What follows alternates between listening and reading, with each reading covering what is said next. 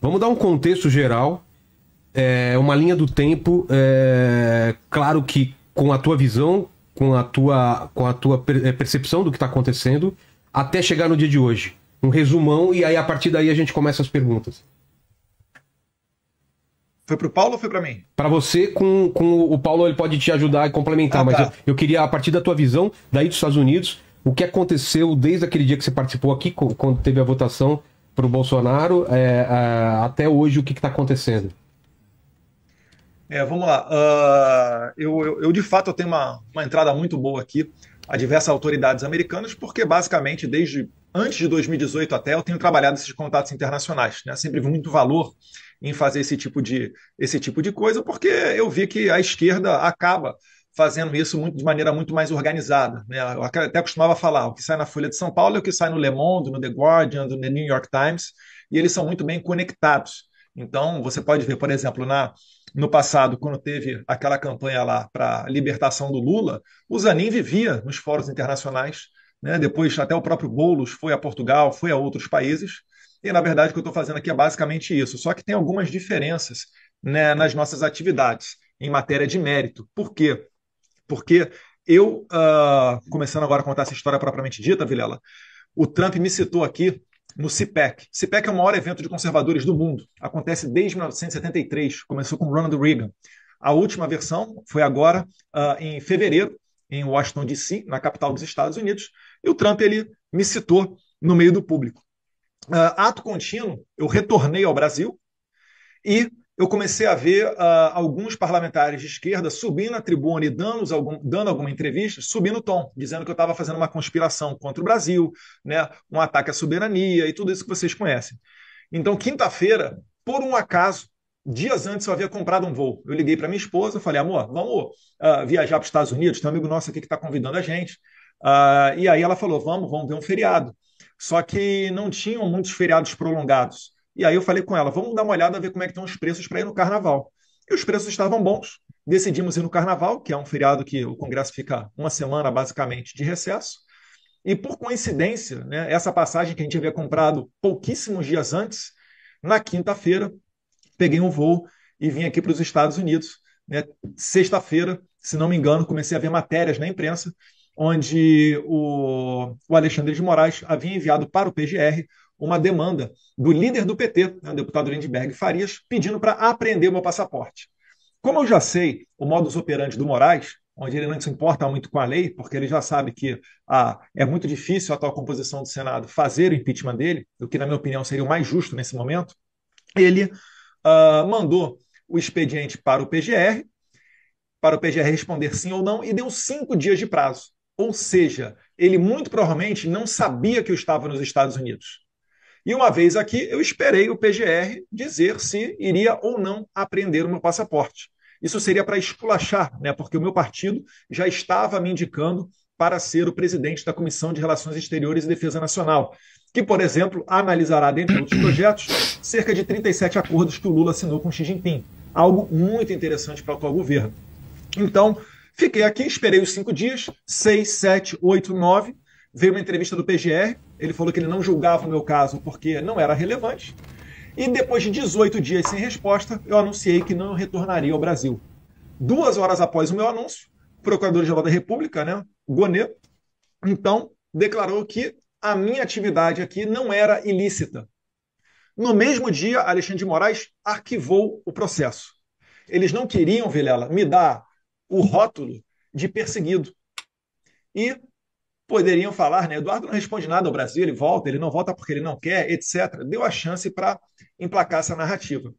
No entanto, e aí já encaminhando para o final, ocorreu aqui uma oitiva do secretário de Estado Marco Rubio, que é o equivalente ao nosso chanceler, é o 01 da parte internacional do presidente Donald Trump.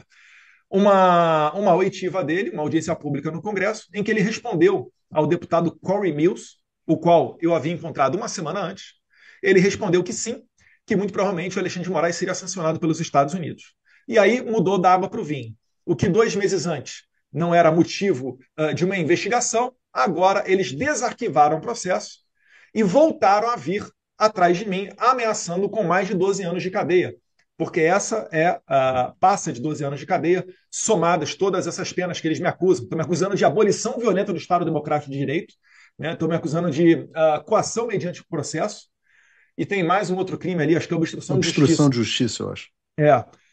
É, não sei se estou me alongando, deixa eu saber, tá, Vilela, mas eu já tô encaminhando para o final. Tá. Então, depois disso tudo, o Alexandre de Moraes ele começou a cada vez mais dobrar a aposta, né? E a gota d'água foi quando ele colocou a tornozeleira agora no Jair Bolsonaro que seguiu todas as ordens do Moraes, mesmo entendendo ilegais ou inconstitucionais, mas ainda assim, Moraes agora basicamente coloca, né, o presidente Bolsonaro em prisão domiciliar e até proibido de dar entrevista, coisa que não ocorre nem com traficantes de drogas no Brasil. Enfim, isso daí acho que é uma parte até que a gente vai concordar, né? O Demori foi muito crítico, inclusive, nesse ponto, com relação ao Felipe Martins. E nós estamos aqui nesse momento de hoje, onde o Trump, né, colocou tarifas no Brasil. As tarifas do Brasil são as maiores do mundo, né, dessa última leva, justamente porque o Trump tem dito que existe um problema institucional. E a minha crítica é para com aqueles que acham que vão resolver essa situação apenas olhando com foco na parte comercial. Isso não ocorrerá. O Trump tem dito reiteradamente que não é só Bolsonaro, são seus apoiadores. Tem a questão da decisão das Big Techs do Supremo Tribunal Federal, que eu acho que até que o Paulo consegue falar melhor do que eu. Então, o conjunto da obra, liderada pelo Alexandre de Moraes e com suporte do Lula, é que está fazendo o Brasil chegar nesse ponto de, em 1º de agosto, ser tarifado em 50%. Não era o meu desejo, tá? Sempre trabalhei para sanções individuais no Alexandre de Moraes, mas, né, o presidente Trump, dentre as alternativas dele, escolheu essa, e eu acredito que agora é o momento da gente fazer pressão para que acabe com esse sistema, né, de julgamentos antecipados, de juízes fazendo declarações na imprensa, perguntas do tipo por que o Jair Bolsonaro está sendo julgado na Suprema Corte, quando ele não tem mais foro por prerrogativa de função, deveria iniciar o processo dele na primeira instância. Enfim, a gente está expondo, basicamente, toda essa perseguição contra o Jair Bolsonaro. Então, não vale ser nós que Nem só estamos contra o expondo. Jair Bolsonaro. Sim, Você me permite pular aqui um pouco em cima de você, Eduardo, te interromper um minuto, que eu acho que vale para o Vilela, que talvez ele esteja interessado na linha do tempo desde o início. Sim, sim, sim. Porque esse foi um processo que começou ainda em 2022. O que aconteceu em 2022? E esse é o meu entendimento pessoal, não falo aqui necessariamente pelo Eduardo, ele pode concordar ou não, mas em 2022 o Brasil foi vítima de um verdadeiro golpe. O entendimento é que o Alexandre de Moraes deu um golpe de Estado que se consumou em 2022 na condução do processo eleitoral naquele momento, um processo que não teve absolutamente nenhuma isonomia e que se utilizou de um sistema com diversas vulnerabilidades e que não contava com a credibilidade da população, de boa parte da população brasileira. Milhões e milhões de pessoas questionavam e ainda questionam a credibilidade do nosso sistema eleitoral. Esse questionamento, essas críticas foram respondidas com censura e truculência, de forma que o Alexandre de Moraes conseguiu consolidar o poder e levar o candidato que ele queria à presidência da República no Brasil.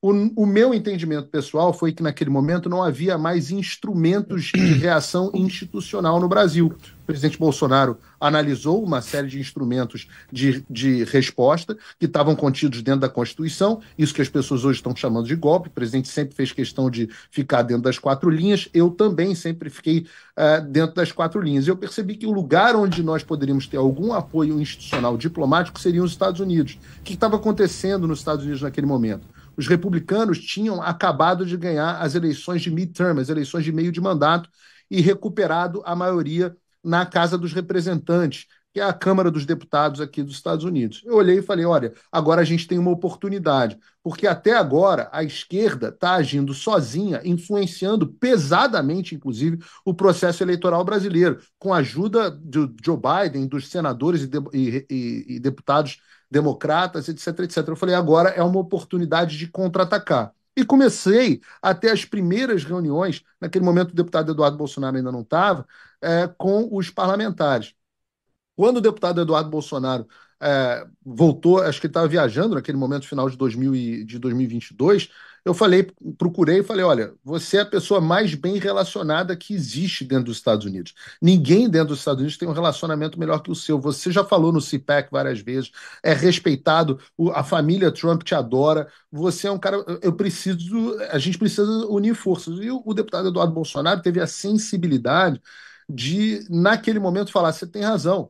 Os americanos são a alternativa que nós temos. Mas nesse momento, naquele momento, a gente só tinha o Congresso ao nosso lado. E tínhamos um problema muito grande. Qual era o problema? Nem o brasileiro estava consciente de que o Brasil estava vivendo uma ditadura e que tinha sofrido um golpe de Estado, e muito menos os americanos e a comunidade internacional. Então aí começa um trabalho de várias frentes. Primeiro, eu estou deixando o plano inteiro aqui, o plano diabólico inteiro colocado aqui para vocês. A primeiro foi: vamos participar do máximo de podcast, e vivam os podcasts, né? E programas de televisão e entrevistas que nós pudermos, e o Eduardo e eu nos dividimos aqui em centenas, fizemos Jordan Peterson, PragerU, Dinesh Souza, Steven Crowder, One American News toda hora, Newsmax, foi na Fox News. Todos os lugares que você puder imaginar, a gente foi. Chegamos ao ápice de fazer uma audiência pública dentro do Congresso dos Estados Unidos, que foi muito importante, e começamos uma questão de pressão, numa tentativa de, naquele momento, fazer uma pressão diplomática com um objetivo que não era relacionado exclusivamente ao presidente Bolsonaro. Isso é um erro que as pessoas cometem com muita frequência, de personalizar a questão. É claro que o presidente Jair Bolsonaro é um perseguido político e é o símbolo maior dos perseguidos políticos no Brasil, mas ele não é o único. Então, dentro dos benefícios que a gente está buscando, muito mais beneficiado do que o Jair Bolsonaro vai ser a Débora, que pintou a estátua de batom, vai ser o Rodrigo Constantino, que está com câncer, se tratando e não pode utilizar as próprias redes sociais.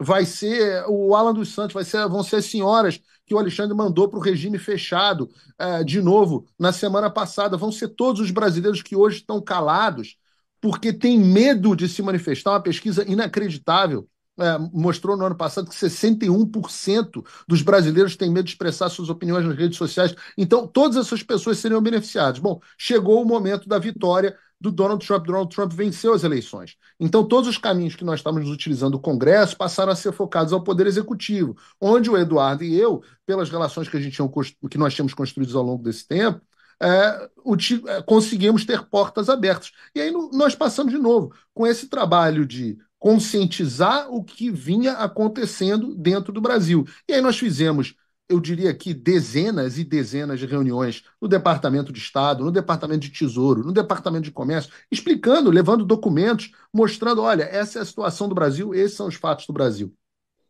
Obviamente, no meio do caminho, o Alexandre foi dobrando a aposta. A gente fez um trabalho muito grande de conversa com a imprensa internacional, e você começou a ter The New York Times mudando de posicionamento, passando a explicar o que vinha acontecendo no Brasil, o Washington Post, The Wall Street Journal, o Financial Times, a The Economist, as revistas acima de qualquer suspeita, dizendo que o Alexandre de Moraes tinha de fato se tornado um grande tirano. Ele teve a treta dele lá com Elon Musk, e isso também trouxe muita visibilidade ao assunto. Isso foi sendo construído, até que nós chegamos num momento onde as violações de direitos humanos se tornaram flagrantes, as violações do Alexandre, da soberania americana, atacando empresas e indivíduos residentes e cidadãos americanos, se tornou flagrante. E o que se chama de corrupção, aqui nos Estados Unidos isso é visto como corrupção, que é a utilização do seu poder, da sua posição, com benefício político próprio e do grupo político que ele representa. A gente pode falar do benefício político próprio, porque em breve eu creio que a família do Alexandre de Moraes também sofrerá outras consequências dessas ações, justamente por questão dos benefícios próprios da corrupção que isso enseja. Mas essa é a linha do tempo, e foi assim que nós chegamos até aqui agora.